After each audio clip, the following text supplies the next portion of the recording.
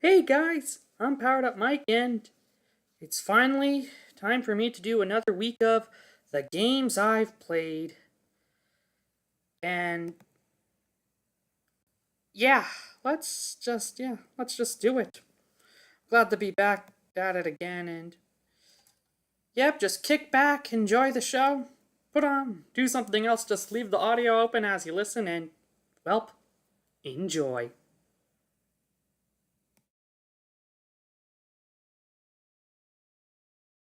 Know me better as Powered Up Mike on YouTube, and welcome to another week of the games I've played.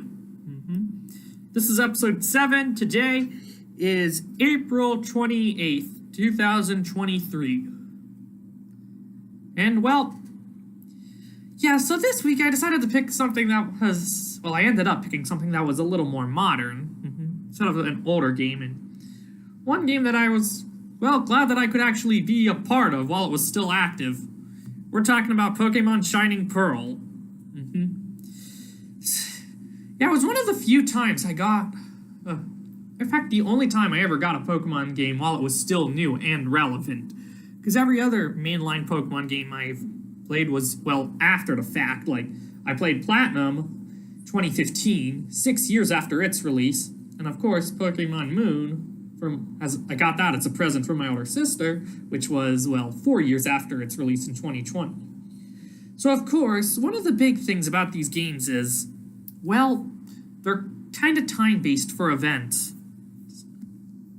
For example, in Shining Pearl, one of the many things you could get were mystery gifts. Or on the title screen, if you go down to the option, you can input a certain code and you'll get special items. And of course, they can unlock more in-game content. Now, it's been that way in the Pokemon series for quite a long time. Now, if you were to miss out on one of these events, too bad. All that in-game content locked away.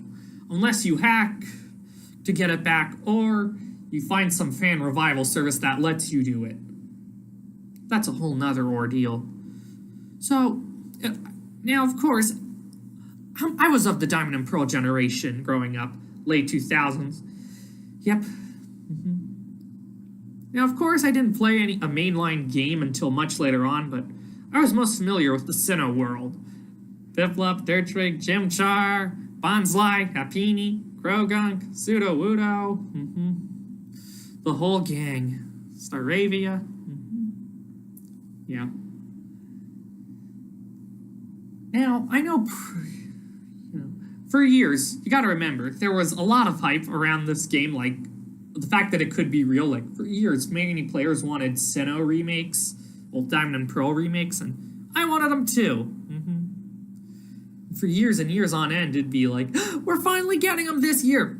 Nope. This'll be the year. This year. And then finally, in 2021, they were announced.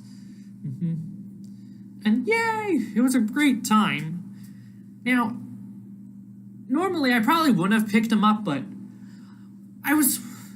so I'm on Discord a lot, the social media chat room site.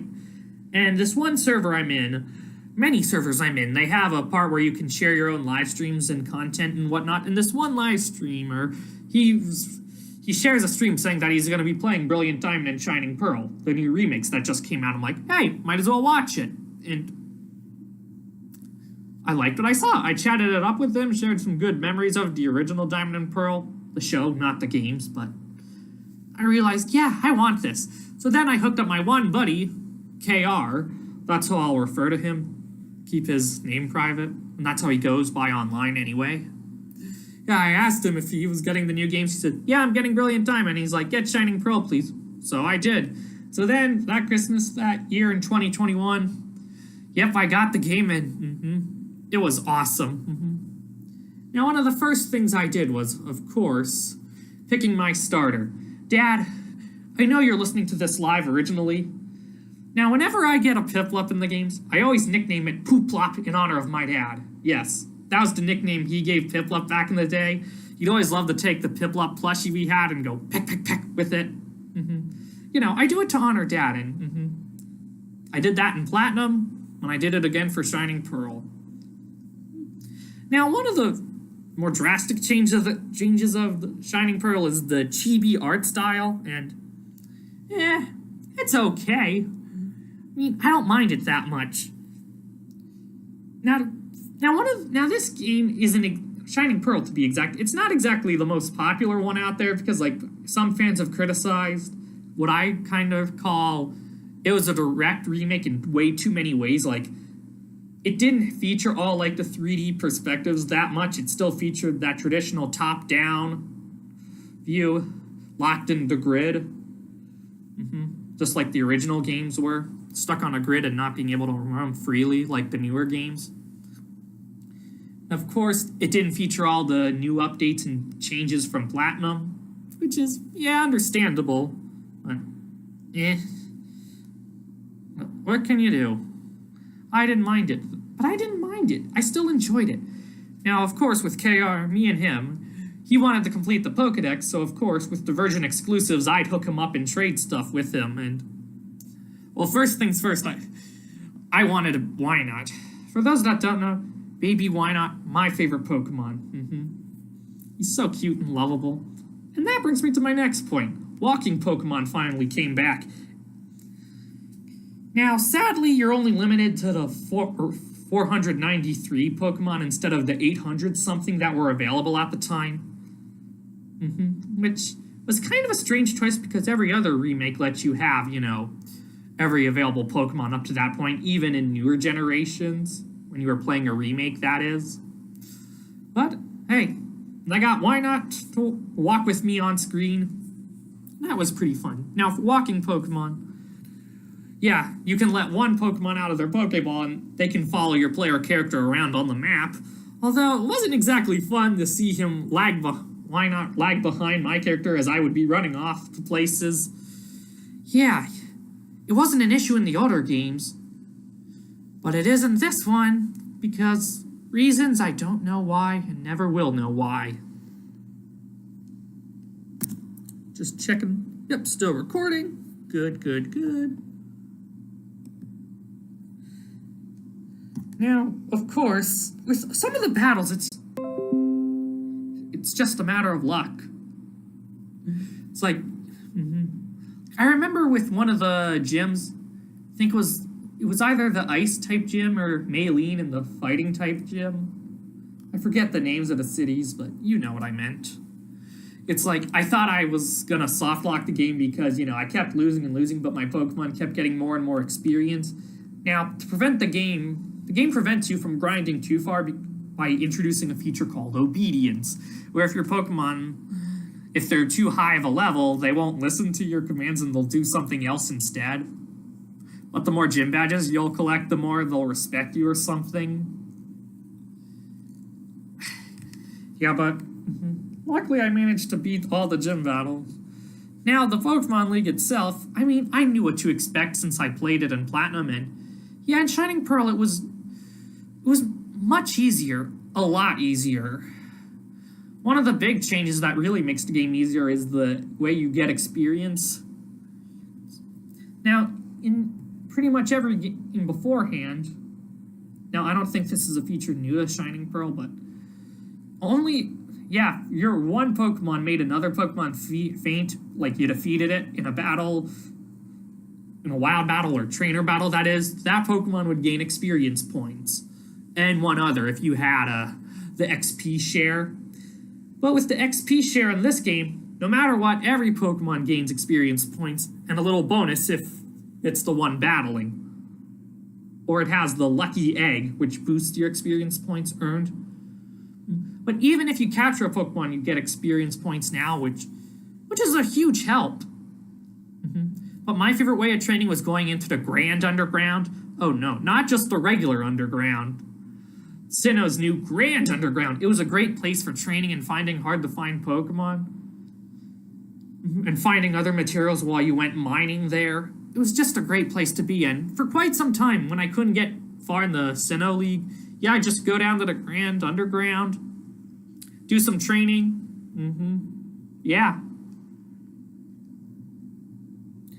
Remember how I said it was a matter of luck winning these battles? Well, that's how I beat Cynthia to champion for the first time. I was down to my last Pokemon, Empoleon, and I took a gamble, Hydro Pump. Now that attack, it has a 20% chance of missing. 80% chance of hitting, 80% chance of hitting, 20% chance of missing. So it was my last chance. Took a gamble. Luckily, it's a powerful attack. It hit. And I heard that wonderful victory theme, and oh, yes, it was lovely. Now, my Wynot, it sadly didn't have any attacks, because when Wynot hatches at level 1 in this game, you can only get them through breeding 2 Wobbuffets with the Lax Incense. Whatever 4 moves Baby Wynot has when he hatches, you get what you get. I got unlucky, and I didn't have Counter, I didn't have Mirror Coat, and I didn't have any others. Destiny Bond. Yeah, the only 3 damage-dealing attacks he can do. But luckily, his defense was strong enough so he could endure a few hits while I healed up the rest of my team, which, yeah, it worked out, so he did have a purpose. But his big purpose came through all the contests in Hearthome City. Now, the contests, honestly, that's probably one of the better changes to the game, along with the better experience share. But the contests in the original Diamond, Pearl, and Platinum, they took, honestly, way too long. Because, of course, you had to sit through all the other opponents. You had to wait your turn, do your thing. Yeah, in the original games, it was, okay, introducing Mike, and why not? It would show off the visual part where you'd have to dress them up to a theme. And then, of course, the move showcase, where you had like 4 or 5 rounds to showcase a move. But of course, you had to do it one by one individually, and you had to sit through all the others. Then, of course, the dancing contest. It was alright, but luckily, Shining Pearl speeds up the process, and it only lasts like less than 3 minutes now. Well, the original was like well over 7, I want to say.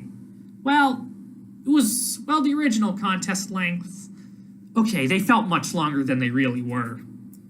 Because you're just sitting there watching, and you can't really skip through the text. But as I was saying with Shining Pearl, yeah, and why not comes out of the Pokeball? Yay! That's the visual contest. And then while you're doing the little dance minigame, pressing the button to the song, you can press another button to make your Pokemon show off the contest move, gain more points. And it was so cute watching them do their little dances.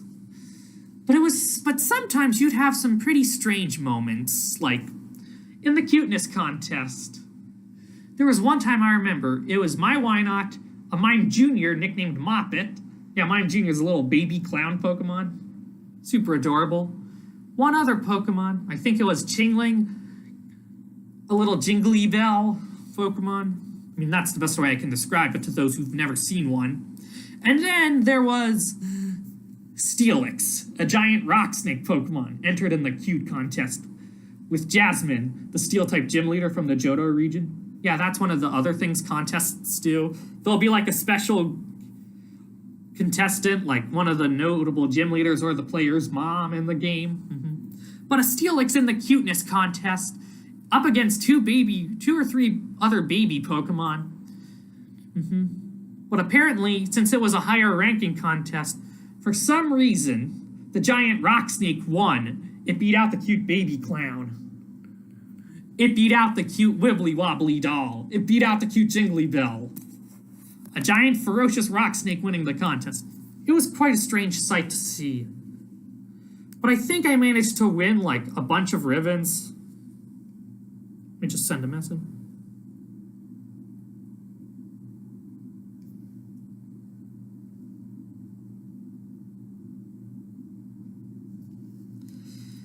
Yeah. But I think I beat all the cuteness level contests because, yeah, the ribbons work differently in this game.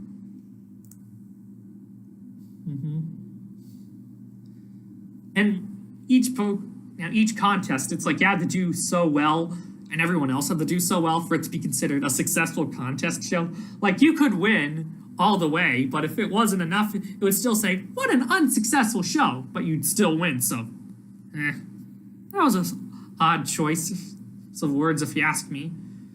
Now, there are different levels of contests you can participate in. Normal contest, grade contest, super contest, ultra contest, rank, and master. Now, in the original games, each rank you'd get a different ribbon, but once you got each rank gave you a different ribbon. However, you would only get a ribbon if you won the master contest, and I think I did with Why Not. Yeah, and I fed him a lot of poffins to increase his cuteness. Yeah, I made sure they were sweet poffins. Mike happily ate the poffin. Yeah, that's what my Why Not was ended up nicknamed by my buddy.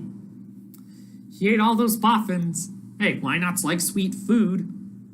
Sweet fruit, sweet food? Yeah, made sense.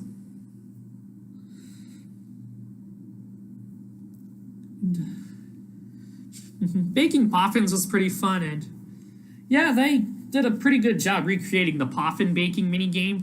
Instead of using the DS's touchscreen, you use the Switch's analog stick on the Joy-Con to spin out the batter. Don't let it burn, don't go too fast. You don't want to pull an ash and make burned poffins. My older sister would know what I'm talking about. Although I've never had any Pokemon that liked burned poffins. Never have I ever had it happen.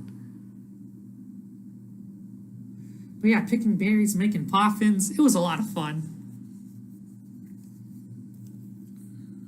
Now, one of the other sad things that got removed, which I wasn't too keen on, was I think Veilstone City's Game Center got removed. Yeah, the Game Corner.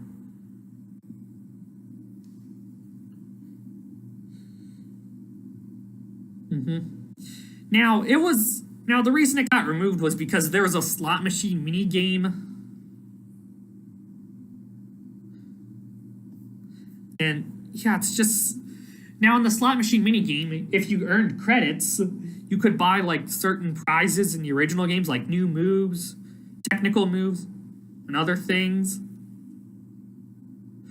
But, of course, they replaced it in Shining Pearl with some shop, the Metronome-style shop, which... Apparently, while it's not a big deal in the US, at the time it wasn't, apparently nowadays in Europe, if it has any sort of gambling, either real or fake, the game automatically gets an 18+ rating.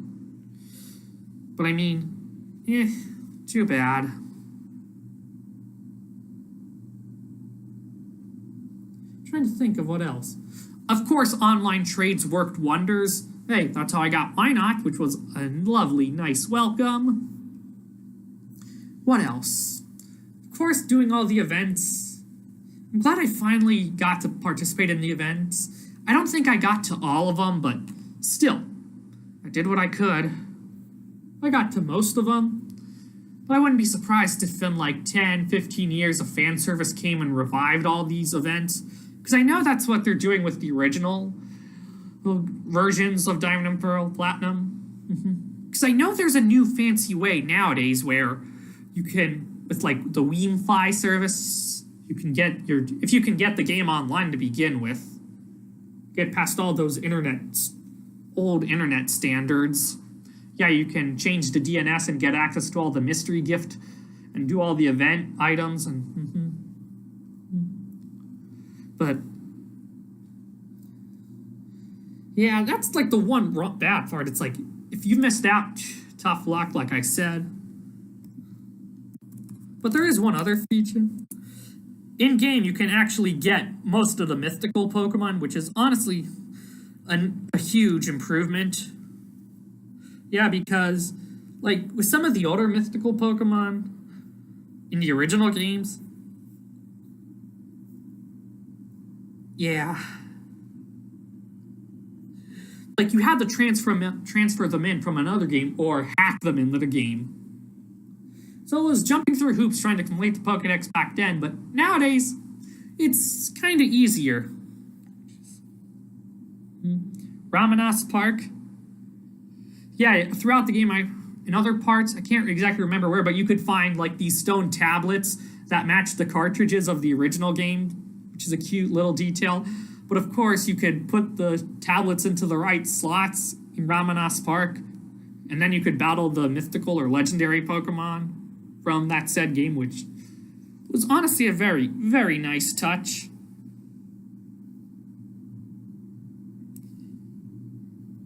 Yeah, mysterious shards, that's where you find all the stones that you need for this part of the game. But it's like, less content is locked away. I can't remember now that I think about it, I can't remember if I got into the Harbor Inn key. Because I remember the first time I played Platinum in Cavaline City, I think. There was one building that you can't enter. Let me look it up. Canalave City. Yeah, the old Harbor Inn, I believe it was called. This door is shut too tight to be open. So yeah. So if you played the game after the fact like me, you were stuck behind. Yeah, you could never enter it unless you hacked, but at least with Shining Pearl, I was finally able to, experience the game. And I know I'm repeating myself, but when you make a game, don't lock content away. When you lock away content, it decreases replay value and,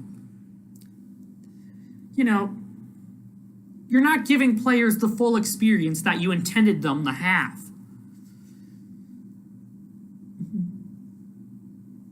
But I'm glad fan services like WeFi exist.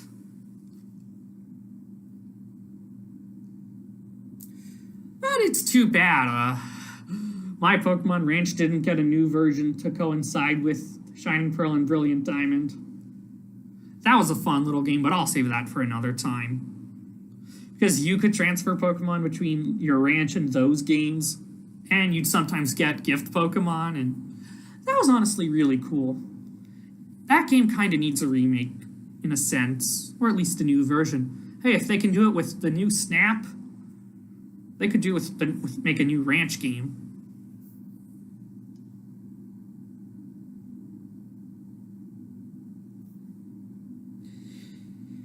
So, some people criticize, another criticism. Yeah, I can see why. It's like it wasn't as it didn't meet like the standards like other fans had, but from someone who never played the original Diamond and Pearl and only the third version Platinum, I honestly didn't mind it. I didn't mind Shining Pearl, and it's worthwhile today, and for all I know, it doesn't have as many bugs as the newest release, Scarlet and Violet. I don't remember Shining Pearl being that glitchy or messed up. I don't really remember it having any bugs. And hey, at least Shining Pearl has Wynot in it. Scarlet and Violet doesn't. But I was a little bummed when I found out I couldn't get Scatterbug in the game, but, well, this is a Sinnoh remaking. Yeah, Scatterbug's not supposed to be found in Sinnoh.